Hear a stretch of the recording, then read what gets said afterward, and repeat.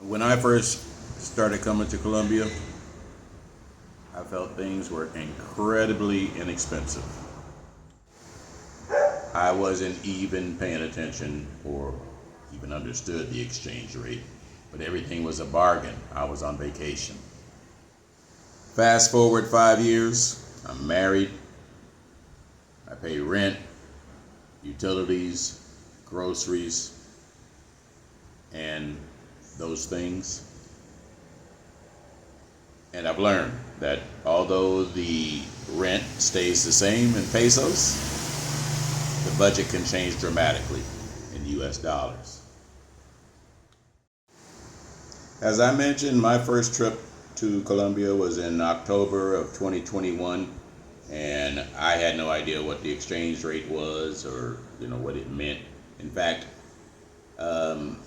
I recall I didn't really even use money. I got here, I had Uber to begin with, and then I was using my debit card for most of my transactions.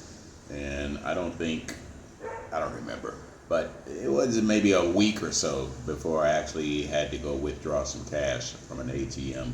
And that was an experience because I didn't understand. I actually put my card in. I think I kept everything in Spanish. And then they were giving me the numbers in pesos. And I didn't know. So 200,000 pesos seemed like a lot. In actuality, I think it was only $60, $70. But anyway, so everything seemed to be cheap and affordable, and I just enjoyed it. I came out here again in 2022, I think March or April, and again, pretty much the same. I didn't recognize anything, and things seemed to be affordable. So with all of that, overall, I'm saying I really wasn't. When you're vacationing, you're not paying attention to the volatility of the exchange rate.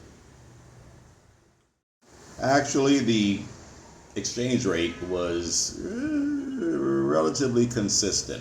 Again, I don't want to confuse you right now with the numbers, but I guess they stayed relatively consistent.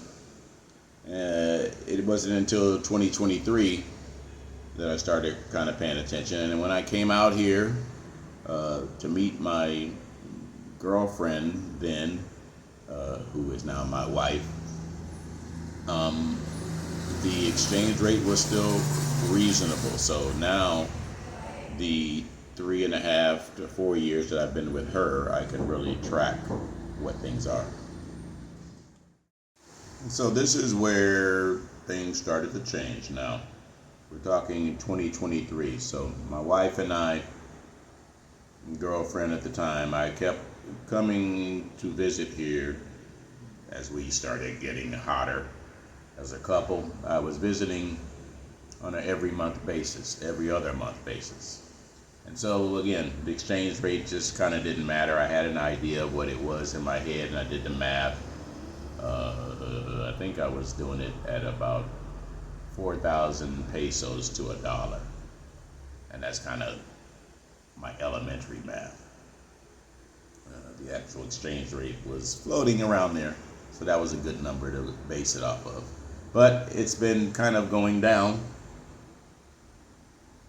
But again, not enough to notice a lot of things. And it wasn't until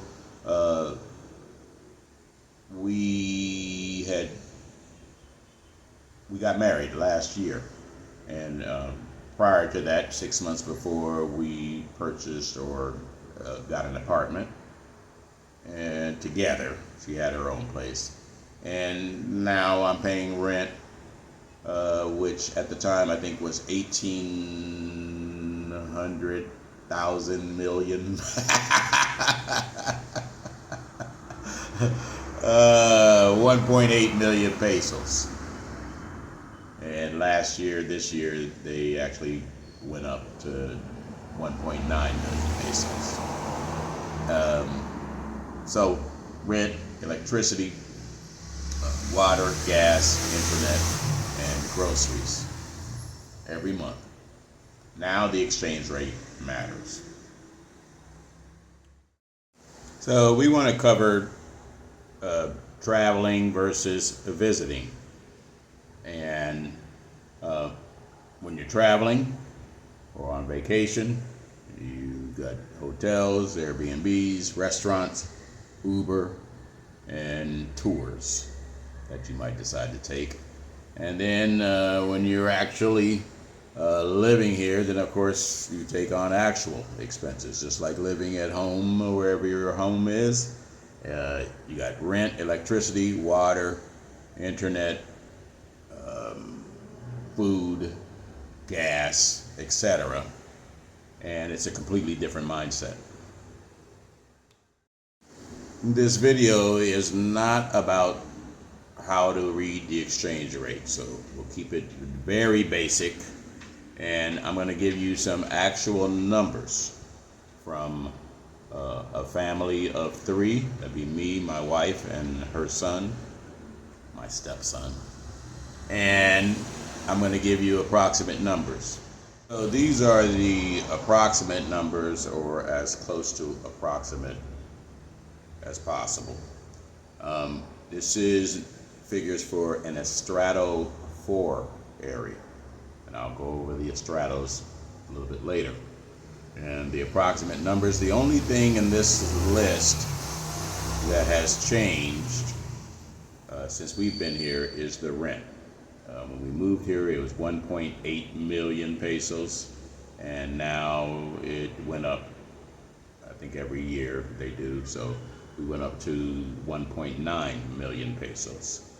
And what that is in US dollars, I'll show you the fluctuation in just a little bit. Your actual numbers may vary. And then one thing to pay attention to, this is coming from the city of Cucuta, Colombia. And it's not a most tourist city. This can give you a good estimate for average cities, not necessarily the tourist Medellin and Bogota. So things will be a little bit cheaper in some respects. And this city is one of the hotter cities, and so you're going to have to consider that your electric bill is going to be a little higher here. So I'm hoping to move to a different city within the year or so, and one thing that can change is our electric bill, if we can move to a cooler climate. So let me just use one number in particular, the rent at 1.9 million pesos.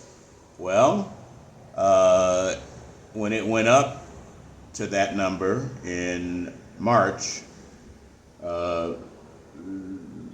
actually it took us up to about 480. I think we were paying 460 at 1.8 million pesos, and then the fluctuation. But once it went up to 1.9, I think we were closer to about $486 or so. And then somewhere in March, the peso gained, or the dollar lost, and we were paying $518. And today in July, that same 1.9 mil pesos is $580. So nothing changed as far as the pesos. Same apartment, same landlord, as far as I know, same rent on paper, but the exchange rate changed. And I may have mentioned earlier, we are in a Estrato 4 neighborhood, and quick education. Neighborhoods are set up by this system. Estrato, actually 0 through 6. And 0 being the lowest, 6 being the highest and most extravagant, I guess. And the big deal with this system is that the lower estratos pay less in utilities. And then as you graduate to 3, 4, 5, 6, then you pay more accordingly and basically it is you're basically covering for the people who need it. And it actually works out pretty good, it seems. And for example, my wife and I were visiting her mom, who live over in the different Estrato 2-1 areas. And we were riding the bus actually, and I looked over and I asked her, I said, what's this area? What Estrato? And she said 0. And that's the first time I'd heard 0. But you know, these areas are livable. Okay, the structures, you know, don't look great outside, but of course, your home is your home, and you go inside of many people's home, they look great. But the biggest advantage, if there's an advantage, is that, and she told me this, she said, well, these people are only paying about $10 a month in electricity. So they pay very little in rent, and then they're subsidized basically for their electricity, internet, everything else. They have everything that everybody else has, and they pay very little. So if I want to live there, we can really save money. So that's another thing. But in Estrato 4, you know, upgraded neighborhood, people with a little bit more, and you pay more in utilities as you step up. And so you get utilities, you have security, you have the neighborhood, and then air conditioning, and then the overall lifestyle of the area, a little bit more to do. And that's the Estrato system. Of course, 5 and 6 is putting you in the more posh, plush areas. So you pay more, and you know, you get a little more. And so we're in Estrato 4, and then the numbers are what they are. And then you have, okay, here again, utilities do get affected because that's actually a bigger bill that we pay here. So that's affected also. But food prices are, again, I'm not talking the inflation numbers, I'm leaving that out. I'm just talking about the currency rate, but there's also inflation that is at play in all of this too. So food prices have gone up a little, and from what I understand, but honestly, again, coming from the United States, I'll take these food prices any day. I'm still working on grocery shopping. My wife takes care of most of those types of things, so I haven't quite got a full understanding of pricing and everything here. But like I said, eating out at the restaurants are still a bargain. And of course, the food from the supermarkets are, again, cleaner, better, cheaper than the United States. And that's kind of what is all to be considered. Can you live here on $1,500 as a single person? I think so.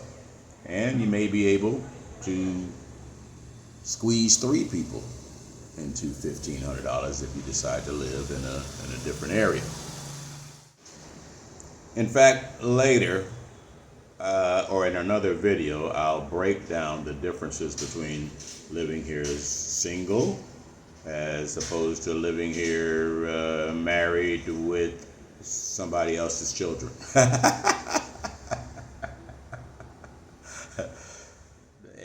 Colombia is still one of the best values that I found and researched from different places around the world. But after living here, I've learned something important. You don't want to build your retirement budget around today's exchange rates. You want to build it around the possibility that it may change. And okay, that's going to wrap up this video.